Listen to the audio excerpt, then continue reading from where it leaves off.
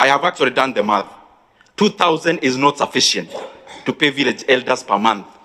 I actually thought you mean per week. Because if you pay them 2,000 per week, we only require 10 billion shillings in a year.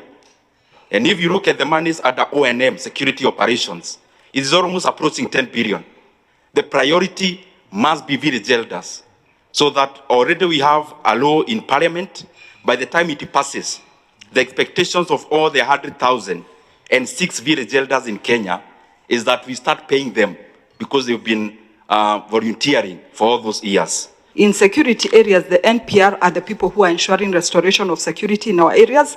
Currently, they are struggling to even get their 5,000 shillings stipend per month, yet they're the ones who ensure people sleep and remain secured. Dropped that we want to recruit 10,000. But the budget we have now support only 5.